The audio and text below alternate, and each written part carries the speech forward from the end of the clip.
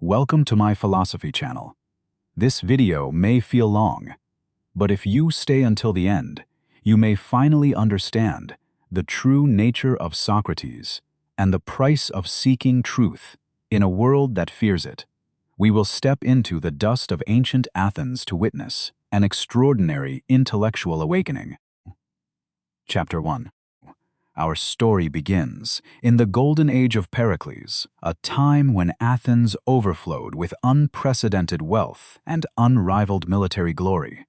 The city-state shined like a beacon of human achievement, boasting magnificent temples and thriving markets. Yet, beneath this dazzling surface, a profound spiritual emptiness was slowly beginning to take root. When a society reaches the pinnacle of material success, people often become intoxicated by their own achievements. They cling desperately to their accumulations of power and comfort, forgetting to ask why they exist at all. Modern civilizations suffer from this exact same psychological blindness, trading deep inner reflection for the fleeting illusions of external grandeur. Into this world of deafening pride, a child was born in 470 before Christ. While the elite paraded through marble halls, this boy drew his first breath in a quiet, sun-baked alley lined with ordinary dust. He grew up surrounded by the clanging hammers of poor blacksmiths and the shouts of street vendors. His father, Sophists, was a humble sculptor whose calloused hands constantly gripped heavy chisels. His knuckles had grown stiff from years of striking cold marble, painstakingly carving deities for a city that worshipped splendor. The old man believed that the ultimate purpose of his art was to inject a living soul into lifeless stone. However, the young boy could not help but notice a tragic irony hidden in his father's craft. Men were spending their entire lives giving fake souls to silent statues, while simultaneously allowing their own living souls to wither away in ignorance. This paradox planted a seed of profound doubt deep within his growing mind. His mother, Phaenarit, was a midwife who navigated the mysterious and bloody threshold between life and death. She possessed gentle eyes but carried herself with unshakable firmness, rushing into the homes of neighbors whenever a new breath was ready to pierce the world. She dealt not with stone, but with the raw reality of flesh. The family endured a life of relentless financial hardship, barely surviving on the meager income generated by his father's calloused hands. Poverty cast a long shadow over their small home, making every loaf of bread a precious commodity. In such an unforgiving era, even small children were forced to carry the weight of daily survival. He frequently raced through the dusty streets to help his exhausted mother carry heavy basins of water. Whenever he saw the sparkling drops of sweat clinging to her weary forehead, his heart ached with a mixture of deep admiration and helpless sorrow. He quietly swore to build a better life for her one day. This deep empathy for human suffering is a necessary foundation for any genuine philosophical awakening. Before one can question the grand structure of the universe, one must first feel the silent agony of a mother's sweaty brow. Compassion grounds our lofty intellect, reminding us that every abstract theory must ultimately serve the bleeding reality of human existence. While his young hands labored in the heat, his mind constantly wandered into uncharted territories. He began to ponder incredibly vast questions that seemed out of place in a poor sculptor's home. He quietly asked himself why human beings were capable of crying and what the true definition of justice might actually be. He watched the wealthy elders strutting through the marketplaces, engaging in loud and ostentatious debates. He wondered what they were truly arguing about behind all their flowery words.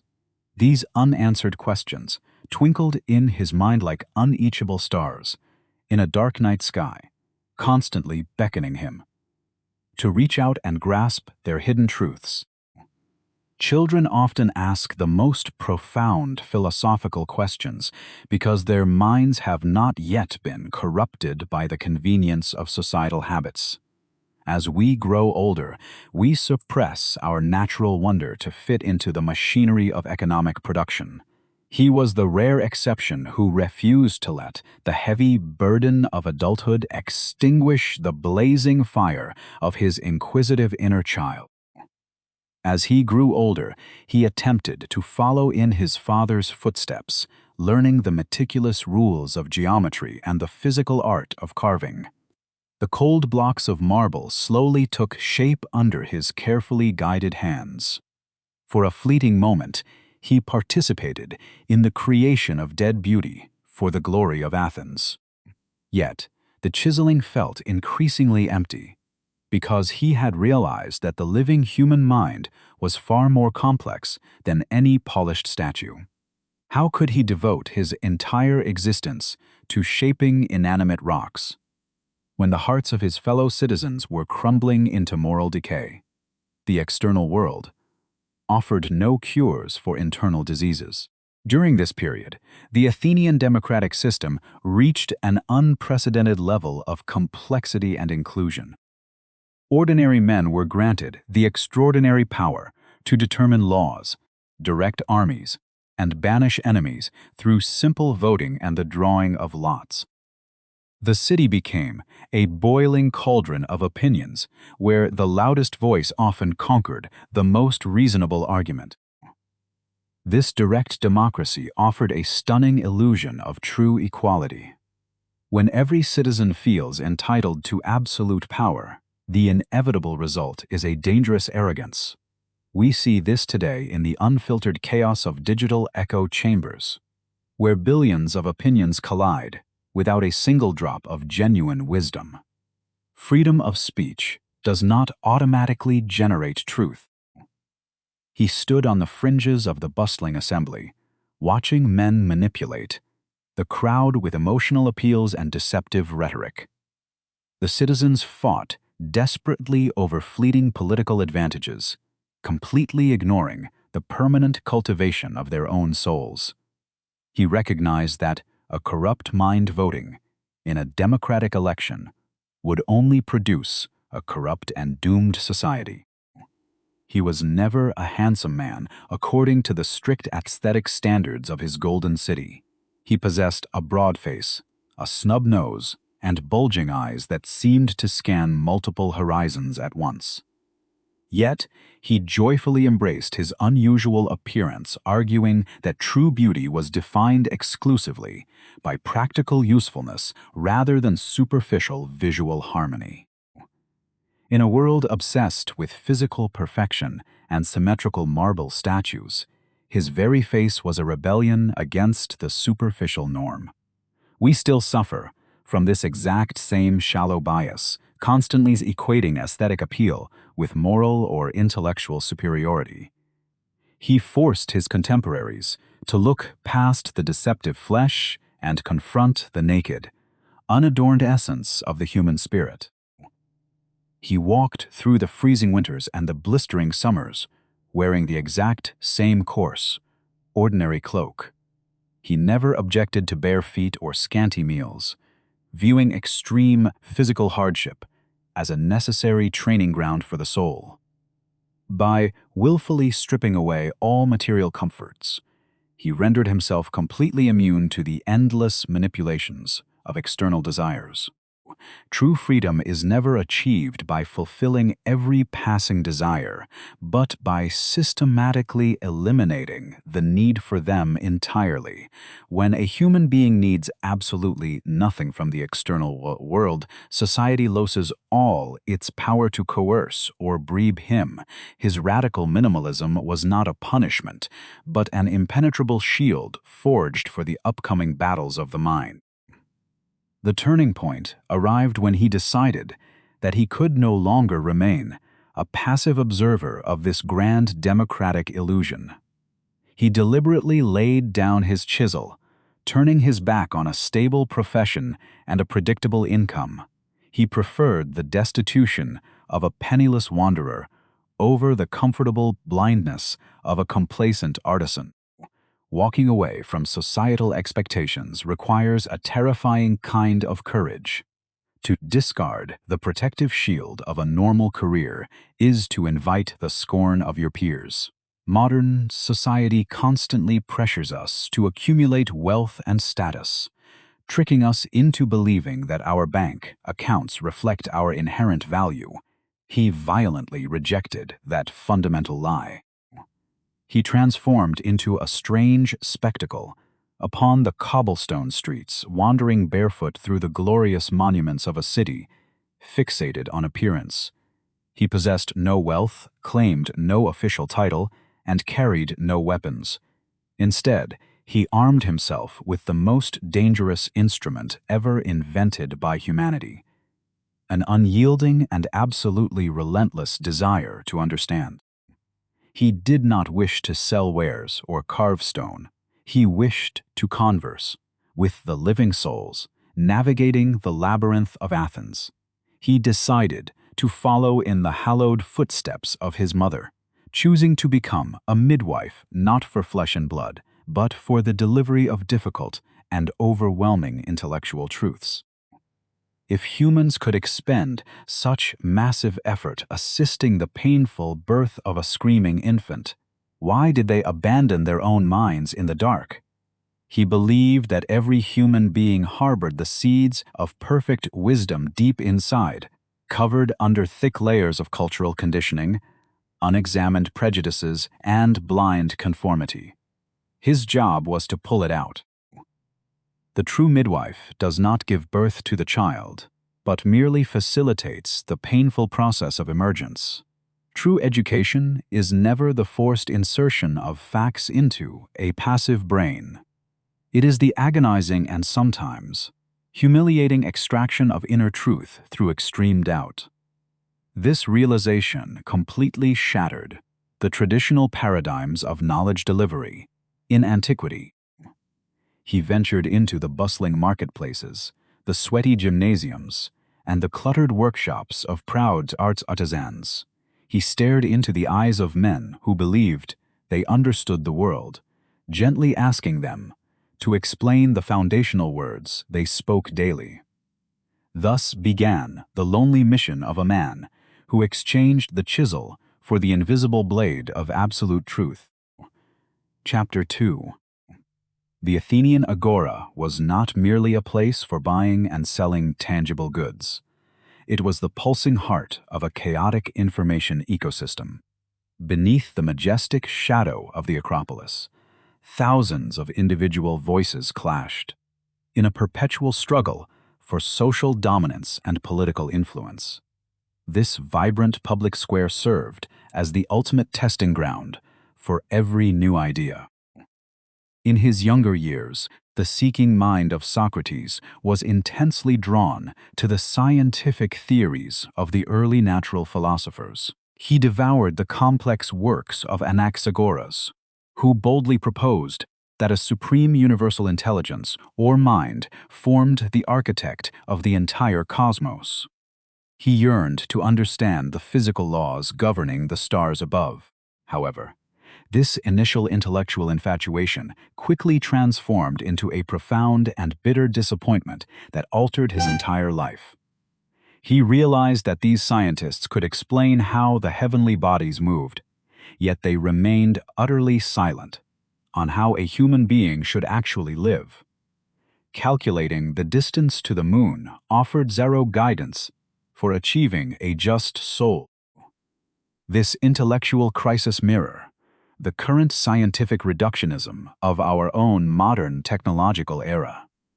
We possess the massive computing power to map the human genome and explore distant galaxies, yet we frequently stumble in the dark regarding basic moral values. We have accumulated enormous mountains of data, while simultaneously losing the essential compass of meaningful wisdom. He decided to pull philosophy down. from the remote heavens and firmly plant it within the relentless grit of human affairs. He abandoned the study of distant matter to focus exclusively on the internal architecture of the human character. The most important frontier was no longer the vast outer space, but the infinite and mysterious inner depths of man. He adopted a revolutionary motto that would forever haunt the Western intellectual tradition: know thyself. This simple command was not an invitation to indulgent narcissism, but a strict moral imperative to examine the hidden engines of one's own behavior. To understand the universe, one must first confront the complex contradictions dwelling within the individual self. To facilitate this brutal self-examination, he perfected a unique method of dialectic questioning that we now call the Socratic method. He never delivered long and boring lectures like the traditional academic teachers of his time. Instead, he assumed the deceptive mask of a simple student, claiming to possess absolutely no personal knowledge or wisdom. This calculated profession of ignorance is known to history as Socratic irony. By openly admitting that he knew nothing, he gained a massive strategic advantage over those who pretended to know everything. He used this feigned humility to gently lure the arrogant and the powerful into the deadly trap of their own logical inconsistencies. He observed that most people cling to their personal opinions with the desperate intensity of a drowning man grasping for a small piece of driftwood. They mistake their cultural prejudices and emotional impulses for absolute and eternal truths. He recognized that genuine learning cannot begin until the old and false certainties are first completely burned away. His conversations typically began with the most mundane and seemingly harmless definitions. He would approach a famous general and ask him to simply define courage, or a pious priest to explain the essence of holiness. These prominent men initially laughed at such childish questions, feeling supremely confident in their decades of professional experience and social status. Yet, after only a few relentless questions, their polished facades began to crack and crumble under the intense pressure of rational analysis. They quickly discovered that they could not define the very values that governed their entire professional careers. The experience of aporia, or intellectual deadlock, was the necessary birth pang of a truly awakening mind. During this same period, Athens was flooded with highly paid teachers known as the Sophists. These clever intellectual mercenaries sold the valuable art of rhetoric to the ambitious sons of the wealthy elite. They claimed that truth was entirely relative, believing that success depended solely on one's individual ability to persuade the fickle and emotional crowd. The Sophists represent the timeless archetype of the master manipulator, who values winning over the actual discovery of truth. We see their lingering influence today in the predatory tactics of modern marketing, political spin doctors, and deceptive social media influencers. They treat human minds as mere targets for persuasion rather than independent vessels for genuine rationality. He violently opposed this moral relativism, arguing that truth was not a flexible commodity to be sold to the highest bidder. He believed that words possessed fixed and sacred meanings that transcended the personal whims of individuals or the temporary desires of majorities. To manipulate language for private power was a grave crime against the soul. He frequently engaged in public verbal combat with famous sophists like Protagoras and Gorgias in front of massive crowds. While the sophists sought to dazzle their audience with beautiful phrases and emotional rhythms, he remained focused on the cold and sharp edge of logic. He dissected their flowery speeches until only the naked vanity remained visible. This conflict highlighted the permanent tension between genuine philosophy and superficial sophistry. One seeks to liberate the mind through the painful recognition of ignorance, while the other seeks to control the mind through the comforting illusion of knowledge.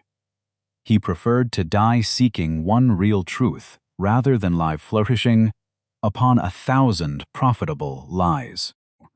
His unorthodox style gradually attracted a large and devoted following of curious young men who were bored by traditional education. They found his intellectual demolition of the self-important elders to be intensely entertaining and deeply liberating. Among these eager youth was a gifted nobleman named Plato, who would eventually record these immortal dialogues. However, his growing influence among the youth also stirred a dark and dangerous current of resentment among the established ruling class.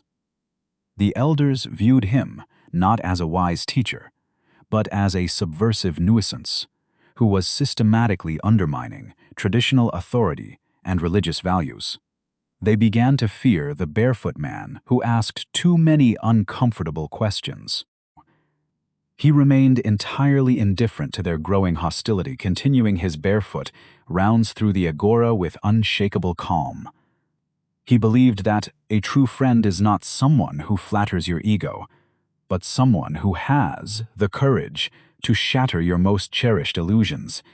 He was the self-proclaimed mirror of Athens, reflecting its hidden moral decay. We often think we want the truth, but what we actually crave is the constant validation of our existing beliefs. To be confronted with one's own profound ignorance in public is a traumatic psychological experience that frequently triggers violent defensive reactions. He was walking a perilous path where the pursuit of wisdom collided directly with the fragile egos of powerful men. The true cost of wisdom is often measured by the number of enemies one makes in the name of honesty. Chapter 3. The illusion of perpetual peace eventually shines brightly until it shatters against the cold iron of reality. The Peloponnesian War suddenly erupted, plunging the splendid city of Athens into a desperate and bloody conflict against its Spartan rivals. The flowery rhetoric of the politicians was rapidly replaced by the deafening screams of dying men. When a nation is tossed into the brutal furnace of war, the thin and fragile veneer of civilization instantly evaporates. The Sophists, who had cleverly debated the relative nature of truth in the Agora, now fled from the absolute reality of spears. He did not flee, nor did he hide behind the privileges of his growing fame. He strapped on the heavy bronze armor of a hoplite infantryman and marched into the unforgiving meat grinder of combat. He was already approaching 40 years of age when he fought at the freezing siege of Potidæa. He did not fight out of blind hatred or a thirst for personal glory, but from a deep sense of civic duty. During the bitter winter campaigns, the extraordinary physical discipline he had cultivated in the streets of Athens proved to be his greatest asset. While younger soldiers wrapped themselves in layers of thick wool and still shivered uncontrollably, he wore only his usual thin, ordinary cloak. He marched barefoot across the treacherous, ice-covered battlefields without flinching. How often do we become soft prisoners of our own modern comforts, trembling at the slightest drop in temperature or a brief delay in our next meal? He proved that the mind possesses an incomprehensible power to completely dominate the fragile impulses of the physical body. Hunger and cold could never dictate the steady rhythm of his soul. In the midst of the terrifying bloodshed at Potidæa, the brilliant and charismatic young nobleman named Alcibiades fell, severely wounded in the mud. The enemy forces swarmed around him like vicious wolves closing in on a helpless prey. Without a single moment of hesitation, he lunged forward into the swirling chaos of hacking swords and thrusting spears. He singly defended the fallen youth, driving back the furious attackers and safely retrieving both the man and his weapons. Later, when the military commanders attempted to award him the Medal of Ultimate Bravery, he flatly refused the high honor. He calmly insisted that the glorious prize should be bestowed upon the young aristocrat instead. His close friend Xenophon also fell from his horse during a brutal and chaotic skirmish, sustaining injuries that left him entirely paralyzed amidst the slaughter. Once again, he rushed into the fray, lifting the heavy soldier onto his own shoulders while calmly deflecting the incoming blows of surrounding enemies. He saved yet another life without claiming any moral reward. True courage is not the absence of fear, nor is it the intoxicating adrenaline rush of violent aggression. True courage is the rational command of the spirit to stand perfectly firm in the face of utter annihilation, solely because it is the right action to take. He demonstrated that philosophy was not merely talking, but bleeding with dignity.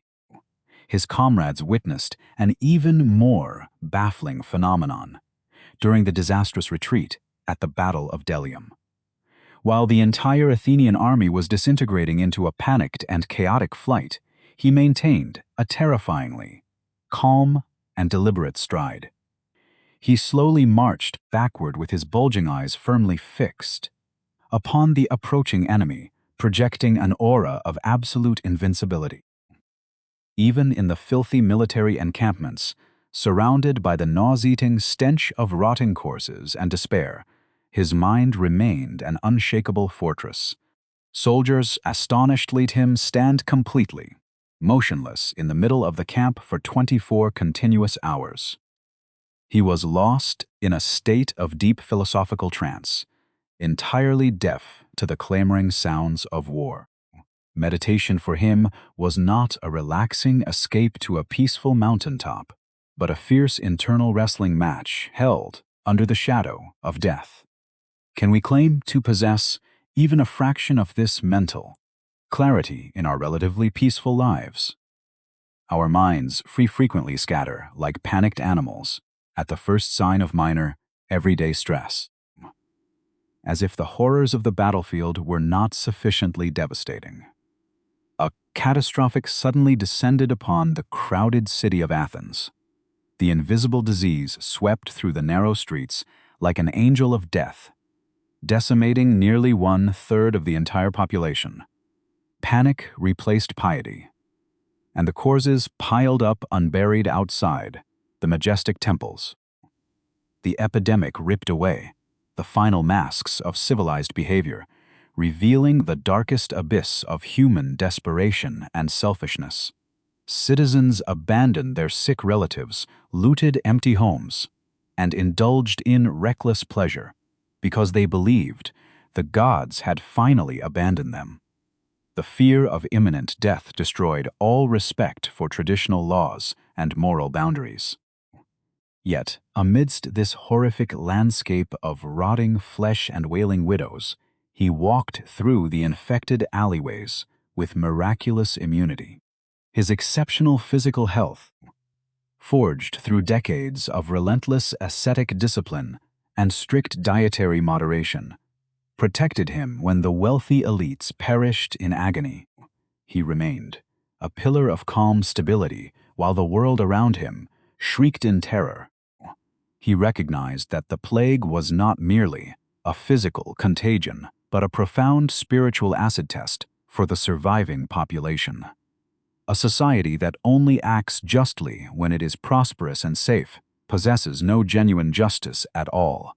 Adversity does not necessarily build character. It violently tears open the soul to reveal exactly what was already hiding inside. These gruesome years of constant warfare and unrelenting disease deepened his understanding of human fragility and the fleeting nature of worldly power. He saw that empires rise on foundations of sand, and human bodies wither away, like dry autumn leaves in a strong wind.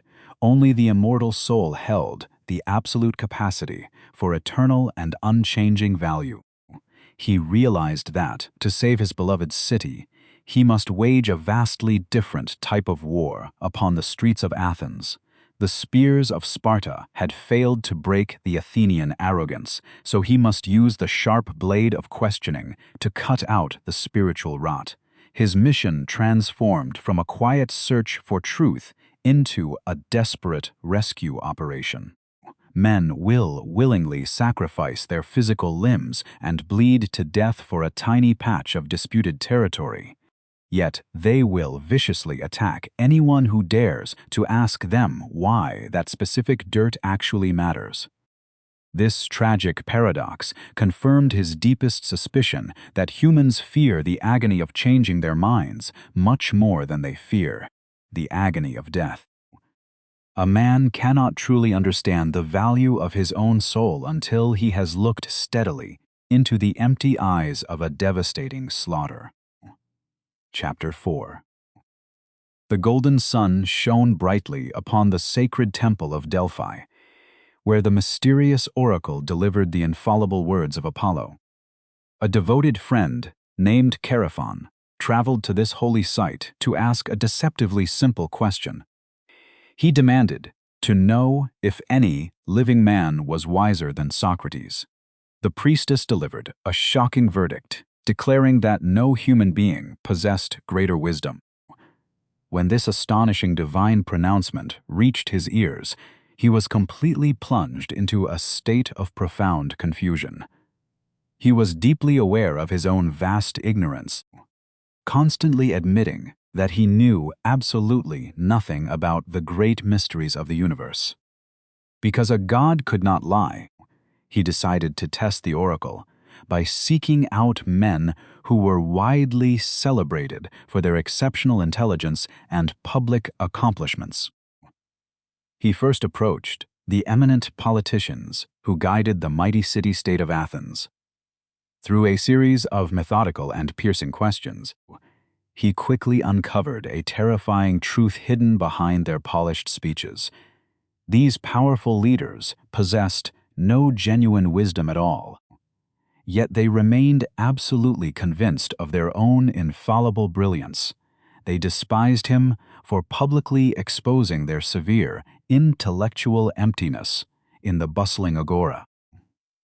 Seeking better answers, he wandered into the workshops of the highly skilled artisans and the taverns of the celebrated poets. The poets composed breathtaking verses purely through divine inspiration, but could not rationally explain the meaning of their own masterpieces. The craftsmen truly mastered their specialized trades, but mistakenly believed that this narrow technical skill made them supreme authorities on the complexities of moral virtue. After completing this exhaustive and frustrating journey through every level of Athenian society, a profound epiphany finally struck his mind. He realized that the divine oracle had spoken the absolute truth all along. He was indeed the wisest man in the world, simply because he was the only person who accurately recognized the utter worthlessness of his own human knowledge. Arrogance blinded everyone else to their fundamental ignorance. As he conducted these humiliating public interrogations, a large following of wealthy and intelligent young men began to gather around him. These curious youths were thoroughly entertained by the spectacle of important elders being intellectually dismantled in the open market. They eagerly imitated his piercing questioning techniques, taking delight in trapping their own fathers, and respected community leaders in highly embarrassing logical contradictions. The humiliated elites quickly developed a deep and venomous hatred for this barefoot philosopher who systematically destroyed their hard-earned reputations. Rather than admitting their own pitiable ignorance, they conspired to brand him as a dangerous and subversive threat to the city. They maliciously accused him of investigating forbidden matters in the sky and below the earth, claiming he taught the weak to defeat the strong. This boiling social tension found its most destructive outlet on the vibrant theatrical stages of Athens. The famous comic playwright Aristophanes penned a hilarious and devastating play entitled The Clouds, which featured a foolish character named Socrates. The play depicted him suspended in a ridiculous floating basket, spouting utter nonsense about natural phenomena while actively instructing rebellious youths on how to justify beating their helpless parents. While the audience roared with enormous laughter, the hidden damage to his public reputation was incalculably severe. Entire generations of young Athenians grew up watching this poisonous caricature, absorbing the vicious lies, long before they could ever understand his true philosophical mission. It is exceptionally difficult to overcome a malicious rumor when it has already morphed into a deeply entertaining cultural myth enjoyed by the masses. In stark contrast to the wealthy Sophists who sold their rhetorical tricks for exorbitant fees, he never asked for a single coin. He taught both the rich and the poor without any discrimination, insisting that he had no formal knowledge to sell. His extreme and visible poverty stood as the ultimate unbreakable proof that his relentless interrogations were driven by pure virtue rather than greedy exploitation. He also spoke frequently of a mysterious and private inner voice that accompanied him since his early childhood. This divine sign never dictated what he should actually do, but it consistently warned him whenever he was about to commit a morally incorrect action. His enemies deliberately twisted this internal conscience into a nefarious attempt to introduce foreign and unrecognized deities into the pious city of Athens. Thus, the dark clouds of suspicion and resentment gathered ominously over his graying head as the years slowly passed. The city that had once celebrated unrestricted intellectual freedom was now bleeding from defeat and desperate for a convenient scapegoat. Every question he asked only tightened the invisible noose that the angry and humiliated politicians were quietly preparing to wrap around his stubborn and unyielding neck. A society built upon fragile illusions will eventually murder the man who dares to hand it a mirror. Chapter 5. The Peloponnesian War finally ended in crushing defeat for the exhausted Athenians. Their magnificent city walls were dismantled to the sound of enemy flutes. The proud democracy collapsed into dust, swiftly replaced by a brutal oligarchy known as the 30 Tyrants. This dark transition revealed the terrifying speed at which civilized men can embrace absolute tyranny when overwhelmed by deep humiliation and collective fear. Led by Critias, a ruthless former student of the philosopher, the new regime unleashed a horrific and bloody purge. They murdered wealthy citizens, exiled political opponents, and systematically confiscated private properties. They frequently commanded honest men to participate in their crimes to spread the stench of guilt. How quickly do we abandon our principles when a dictator offers us a convenient illusion of safety? The ruthless tyrants summoned him into their headquarters, strictly ordering him to sail across the bay and arrest an innocent man named Leon of Salamis. While 4 other terrified citizens obediently departed to execute this murderous command, he simply turned around and walked quietly home. He remained completely indifferent to the very real threat of execution, fearing spiritual corruption far more than physical annihilation. Years earlier, under the height of the democratic regime, he had displayed the exact same unyielding defiance against the crowd. After a desperate naval victory, the volatile assembly demanded the collective and illegal execution of 8 successful generals. These commanders had tragically failed to recover drowning sailors during a fierce storm, and the grief-stricken mob howled blindly for immediate and unlawful blood revenge. Serving as the presiding officer for that specific day, he firmly refused to permit the unconstitutional vote to proceed. The enraged democratic mob screamed insults and actively threatened to arrest him on the spot. He stood entirely alone against the deafening roar of the enraged majority, proving, with his own life, that the tyranny of the masses is just as wicked as any dictator. He profoundly understood that a truly just man cannot survive for long in the vicious arena of public politics. If someone consistently opposes the corrupt desires of both the elitist oligarchs and the highly emotional democratic mobs, he will inevitably be crushed.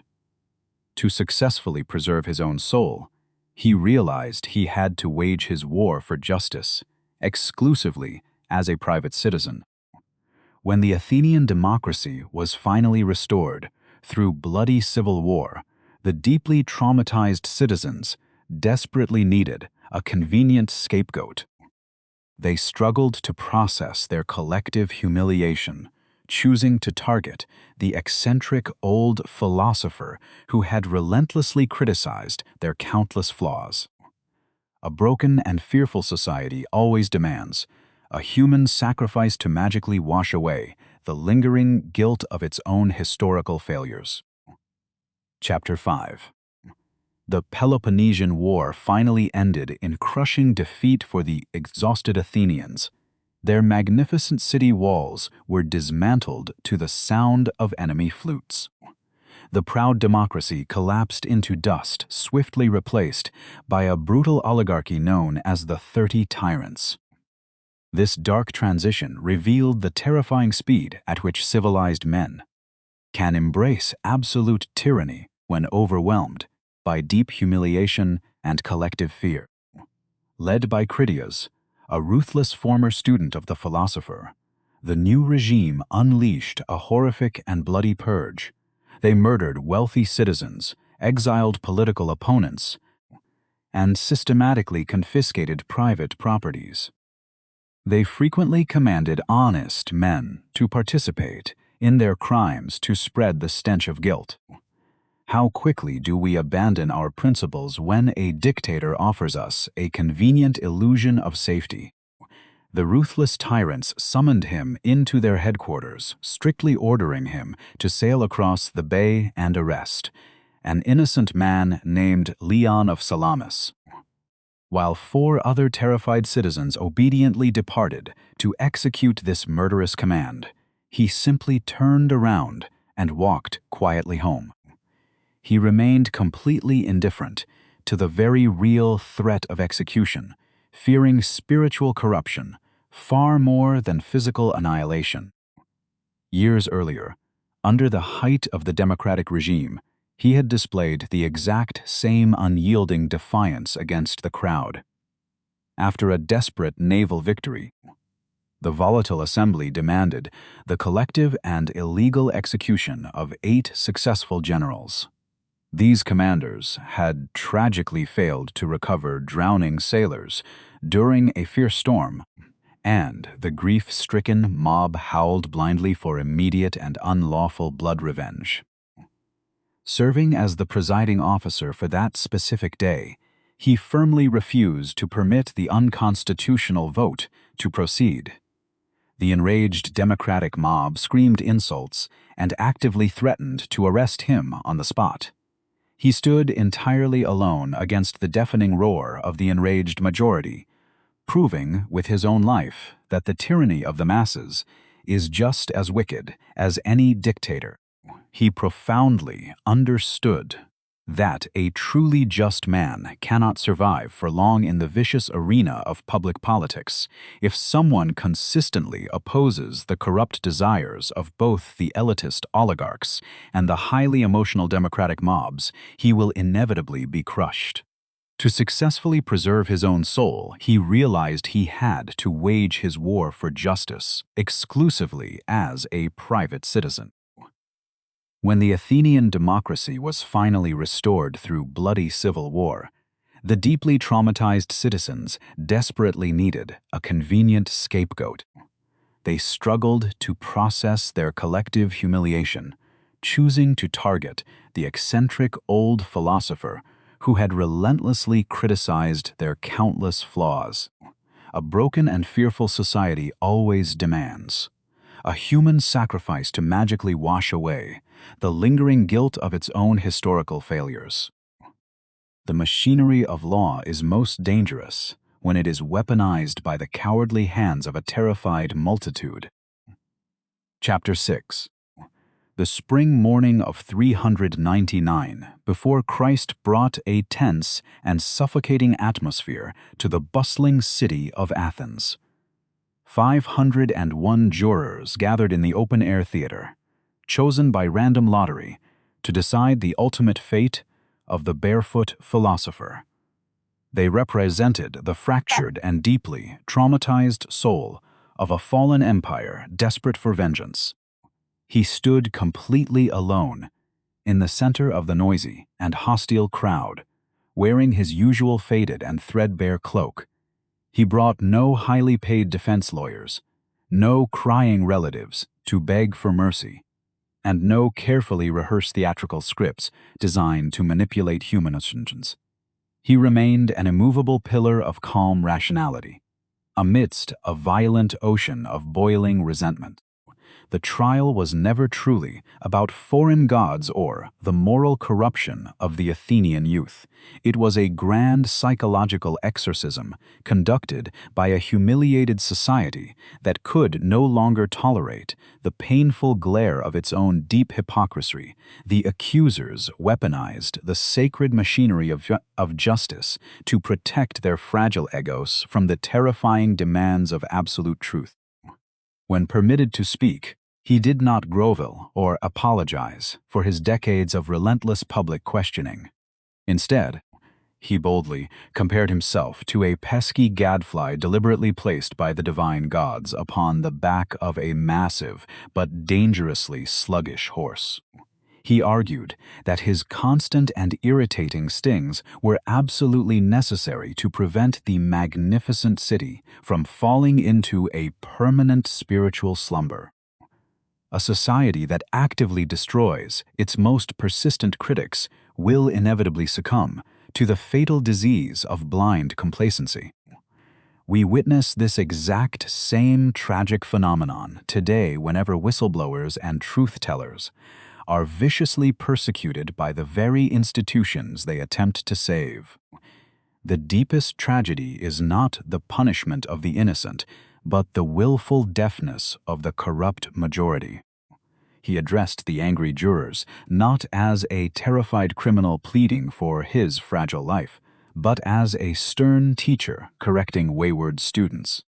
He reminded them that he had fought bravely for their city in brutal wars and resisted the murderous commands of ruthless tyrants. He openly defied their arrogance, stating that he feared committing moral injustice far more than he feared experiencing physical death. By a relatively narrow margin, the easily manipulated jury delivered the inevitable verdict of guilty. According to ancient Athenian legal customs, the convicted man was granted the strange opportunity to propose his own alternative punishment before the final sentencing phase. Everyone fully expected the old man to beg, tearfully, for permanent exile or offer a massive financial ransom for his freedom. Instead of displaying submission, he delivered a breath-critiquing masterpiece of philosophical irony that completely infuriated the fragile court. He calmly suggested that, as a reward for spending his entire life improving the souls of the citizens, he should be granted free meals in the Prytaneum. This was the supreme public honor traditionally reserved only for victorious Olympic champions and returning war heroes. To demand a glorious public reward when society demands a groveling apology, is the ultimate act of intellectual defiance. He understood that compromising his moral integrity to appease an unjust mob would completely invalidate his entire life of philosophical teaching. After some reluctant pressure from his terrified students, he eventually offered to pay a meaningless and insultingly small financial fine. This unyielding refusal to play the required theatrical game of humiliation pushed the outraged jury past the breaking point. The second vote was far more decisive than the first, condemning the barefoot philosopher to die by drinking the poisonous hemlock extract. The outraged democratic mob had finally chosen the comfort of a lethal silence over the constant agony of inner reflection. True freedom is demonstrated not by escaping an unjust execution, but by stripping the executioners of their power to corrupt your soul. Chapter 7. The death sentence was pronounced, but the execution was strangely delayed. According to ancient religious traditions, a sacred ship was dispatched to the holy island of Delos. Until this wooden vessel returned, the city of Athens forbade any public executions to maintain its ritual purity. This unexpected pause granted the condemned philosopher 30 long days inside a damp, stone prison cell. The prison was a dark and suffocating place, filled with the foul stench of despair and the rattling of heavy iron chains. Most men condemned to die would spend these final days weeping, cursing their cruel fate, or desperately begging the guards for a sliver of mercy. He, however, transformed his grim confinement into yet another vibrant classroom for philosophical inquiry. When confronted with the absolute certainty of imminent death, the human mind typically fractures under the crushing weight of existential terror. We spend our entire lives carefully avoiding the thought of our own mortality, hiding behind the comforting distractions of wealth, status, and daily routines. Stripped of all earthly comforts, his soul remained entirely undisturbed by the approaching darkness. During the quiet hours before dawn, his wealthy and devoted friend Crito slipped quietly into the gloomy cell. Crito had successfully bribed the prison guards and arranged a flawless escape route that would carry the philosophers safely to the distant region of Thessaly. The door to freedom stood wide open, requiring only a single nod of agreement from the old man. Crito pleaded with tears in his eyes, arguing that accepting this unjust execution would severely damage the reputation of his loyal friends. He reminded the philosopher of his young children, who would be left as vulnerable orphans if their father stubbornly chose to die. It was a deeply emotional appeal, designed to pierce the thick armor of his rational composure. How often do we use the noble excuse of family obligations or social expectations to justify abandoning our core moral principles? Society constantly whispers that survival and practical compromise are vastly superior to rigid ethical consistency. Crito represented the voice of ordinary human instinct, desperately urging him to choose biological survival over the abstract demands of perfect justice. He listened patiently to his distressed friend, his face glowing faintly in the dim light of a flickering oil lamp. Then, with a gentle but unshakable firmness, he completely rejected the offer of escape. He calmly explained that the opinions of the unthinking multitude mattered absolutely nothing. Only the judgment of the wise and the demands of absolute truth held any real value. To abandon the city now, he argued, would be a supreme act of cowardly hypocrisy that would permanently invalidate his entire life of teaching. He had spent decades publicly demanding that men prioritize justice and virtue above their own physical bodies. If he fled in the middle of the night like a frightened thief, every word he ever spoke would become a lie. He then introduced a brilliant and profound philosophical concept, inviting Crito to imagine the laws of Athens standing before them as living beings. These invisible laws had nurtured him, provided for his education, and protected his family for over 70 years. He had entered into a sacred, unspoken contract with the city simply by choosing to live within its protective walls. The laws would rightfully ask him how he could now seek to destroy them just because a single jury had rendered a flawed verdict. To break the law out of personal fear is to strike a fatal blow against the very foundation of civil society. A citizen cannot cheerfully accept the benefits of the state and then violently reject its bitter punishments. Modern individuals frequently view the law as a mere obstacle, to be cleverly evaded whenever it contradicts their personal desires. We demand endless rights and privileges from our governments, yet we violently rebel against any corresponding duties or difficult sacrifices. He understood that a civilization crumbles the exact moment its citizens decide that their individual survival outweighs the integrity of the collective system. Furthermore, he established a revolutionary moral principle that continues to challenge the darkest instincts of human nature. He declared that it is never morally permissible to commit an injustice, even in direct retaliation for an injustice suffered. Returning evil for evil merely multiplies the amount of wickedness in the world, slowly dragging the victim down to the exact same moral level as the oppressor. If he escaped, he would be answering the injustice of his accusers with an unjust assault against the laws of his beloved city. He would arrive in exile as an enemy of order, a hypocritical fugitive who preached virtue but practiced lawlessness. He preferred to die as a tragic victim of human ignorance rather than live as a willing perpetrator of deliberate wrong.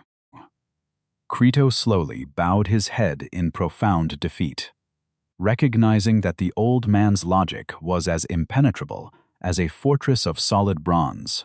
The emotional storm of fear and practical reasoning had crashed violently against a rock of pure ethical conviction, and the rock had refused to move. The escape plan was permanently abandoned, and the heavy iron door was locked once more. He chose to remain in the damp shadows, peacefully awaiting the return of the sacred ship that would bring his execution. He demonstrated that the ultimate power of a philosopher does not lie in his ability to outsmart his enemies, but in his absolute refusal to be corrupted by them.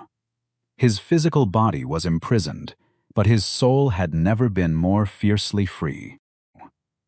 The ancient Greek world viewed exile not merely as a change of scenery, but as a devastating form of social and spiritual death. To be torn from one's native city was to lose one's entire identity, network of friends, and connection to the divine gods of the homeland. A citizen without a city was reduced to a helpless ghost wandering through foreign lands. Crito imagined that a comfortable life in Thessaly could easily replace the harsh stones of the Athenian prison. Thessaly was a lawless and wild region ruled by wealthy elites who valued physical power and hedonistic pleasure far above any philosophical inquiry. In such a brutal environment, an old philosopher would be treated as a mere court jester for the amusement of drunken warlords. He asked his weeping friend what possible good he could accomplish in a foreign land that actively despised the rule of law. Could he continue to wander, the streets instructing young men on the utmost importance of perfect virtue. The very fact that he arrived fugitive would instantly render all his magnificent moral teachings hollow, hypocritical, and entirely meaningless. We frequently dream of escaping our current troubles by fleeing to some distant and imagined utopia where our problems will magically disappear. Yet, we always carry the heavy baggage of our own unresolved character flaws directly into our new destinations. He knew that a man cannot outrun a guilty conscience, because the soul always travels with the body wherever it chooses to go. The conversations held during those long 30 days were not characterized by frantic despair or endless complaining about the injustice of the universe. Instead, the gloomy prison cell was transformed into the ultimate academy of higher learning, filled with calm voices and rigorous dialectic exercises. The imminent approach of death served only to sharpen his intellect into an incredibly fine and precise instrument. When a human being knows the exact hour of his execution, every single word he speaks acquires a tremendous and unforgettable weight. The superficial distractions of daily life instantly burn away, leaving only the naked and absolute truth endlessly vibrating in the silent air. His disciples gathered around him daily, hanging on to every syllable as if drinking water from a sacred spring. He actively encouraged his devoted followers to challenge his arguments vigorously, refusing to accept pity or blind agreement just because he was dying. True philosophy requires us to follow the best rational argument wherever it may lead, even if that path leads directly into an open grave. He remained a fierce warrior of logic until the very last breath left his frail body. Think about the utter frailty of our own convictions when faced with even the slightest threat of public disapproval or financial loss. We readily compromise our deepest values to keep our jobs, maintain false friendships, or avoid uncomfortable confrontations at the dinner table. Contrast our modern moral fluidity with a man who willingly drank poison rather than contradict a single logical conclusion. The argument regarding the personified laws of Athens remains one of the most profound meditations on civil duty in all of human history. He explained that the state is not a distant and hostile monster, but a collective agreement that elevates humanity above savage beasts. By accepting the benefits of citizenship, we implicitly promise to uphold the rules that bind us all together.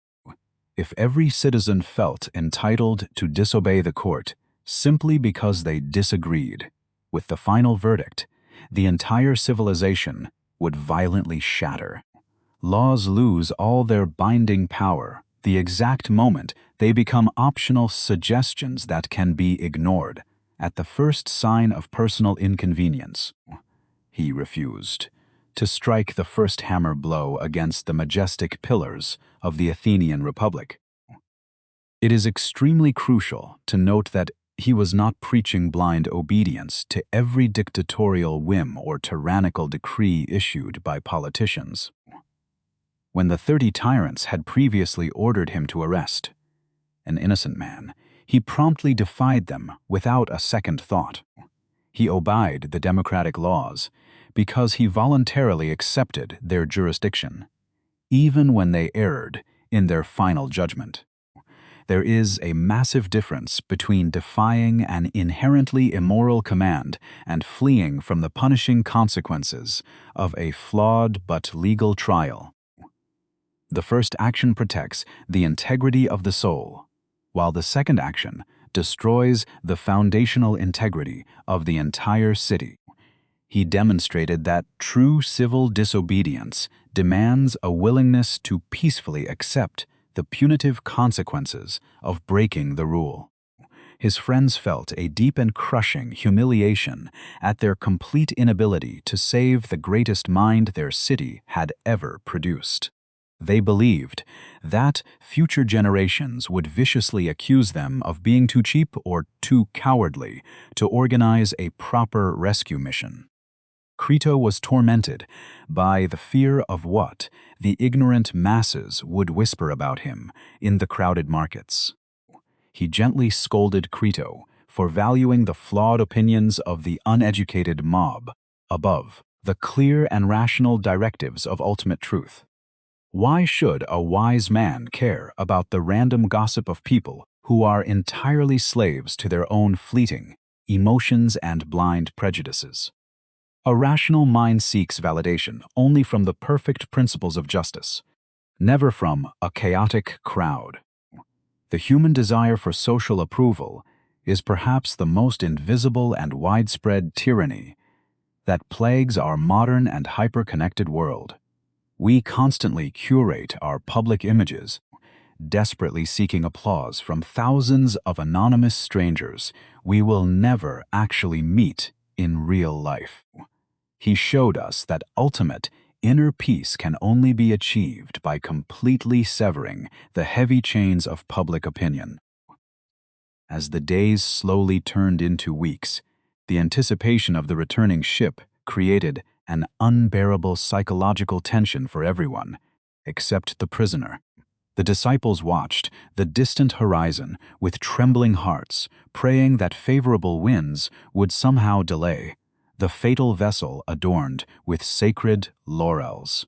Meanwhile, he slept as peacefully on his hard stone bed as a tiny infant in a golden cradle. A clear conscience is the most comfortable mattress any human being can ever possess in this chaotic and unforgiving world of shadows. While his judges tossed and turned in their luxurious villas, plagued by the secret guilt of their unjust vote, he rested in perfect serenity. He had done no wrong, and therefore the universe held absolutely no hidden terrors for his soul. Eventually, the tragic news reached the despairing disciples that the sacred ship had been spotted, gliding swiftly toward the port of Sunium. The month of ritual delay was finally over, and the brutal machinery of Athenian justice was instantly reactivated to claim its waiting victim. The time for theoretical debate had passed. The time for the ultimate physical demonstration of philosophy had arrived. Crito offered one last, desperate plea to break the chains and flee into the cover of the fast-approaching Mediterranean night. The old philosopher simply smiled, thanked his devoted friend for his profound and genuine love, but firmly pointed his finger toward the unseen truth. The contract with the city would be honored, and the final debt to absolute justice would be paid in full. A life prolonged by cowardice is merely a slower and far more agonizing form of spiritual death. Chapter 8. The golden sun began its final descent behind the rugged Athenian hills, casting long and melancholy shadows across the cold stone floor of the prison. His disciples gathered closely around his modest bed, their eyes swollen and red from enduring hours of suppressed weeping. He had just finished bathing, deliberately preparing his own body for burial to save the weeping women, the gruesome labor later. He had already sent his grieving wife and young children away earlier in the afternoon, desiring to maintain an atmosphere of perfect rationality during his final moments on earth. Crito pleaded with him to wait a little longer, reminding him that the sun still lingered above the distant horizon, and others frequently delayed their executions by enjoying a final feast. He gently smiled at his weeping friend, explaining that clinging to a few extra minutes of biological existence would make him utterly ridiculous in his own eyes. To delay the inevitable by greedily hoarding a few fading seconds of breath was an insult to a life spent. Preparing the immortal soul for its glorious release from the heavy meat prison. The heavy iron door groaned open, and the hesitant jailer slowly walked inside. carrying the small wooden cup filled with the deadly hemlock poison. Tears streamed down the face of the humble guard, who openly praised the barefoot philosopher as the noblest and gentlest prisoner he had ever supervised in his entire miserable career. He took the bitter cup without a single tremor in his steady hand, displaying no visible fear or sudden paleness in his calm complexion. After offering a brief and respectful prayer to the divine gods for a safe journey into the next world, he raised the dark liquid to his lips and swallowed it in one swift and unbroken motion. Upon witnessing this terrible finality, the fragile composure of his devoted disciples completely shattered into pieces. They began to sob uncontrollably, hiding their faces inside their thick cloaks to muffle the deafening sounds of their profound agony. He sternly rebuked them for their emotional outburst, reminding them that a philosopher must transition into the next realm surrounded by perfect silence. Following the specific instructions of the weeping jailer, he walked slowly around the small stone cell until a heavy numbness began to creep upward from his bare feet. When his legs could no longer support his weight, he calmly lay down on his back, covering his own face with his coarse and familiar cloak as the cold paralysis advanced. Just before the lethal frost reached his beating heart, he suddenly uncovered his face to deliver one final and utterly baffling instruction to his closest friend. He gently reminded Crito that they owed a rooster to Asclepius, the divine god of healing, and commanded him to ensure that this sacred debt was promptly and properly paid. This bizarre final request carried an incredible and immense philosophical weight. In ancient Greece, a rooster was sacrificed to the god of healing whenever a patient had successfully recovered from a terrible disease. He believed that human life itself was merely a lingering sickness, and death represented the ultimate healing cure that finally restored the soul to perfect health. The lethal poison finally stopped his breath, but it miserably failed to extinguish the blazing torch of rational inquiry he had ignited across Western civilization. His barefoot steps echo through the centuries, challenging us to awaken from our comfortable slumbers and ruthlessly examine the hidden foundations of our own fragile beliefs. If this deep journey into the mind of the ultimate truth seeker has sparked a fire within your soul, please like this video and subscribe to our philosophy channel. As we leave the shadows of ancient Athens behind, ask yourself one final question today. Are you truly living an examined life, or are you merely waiting in the dark?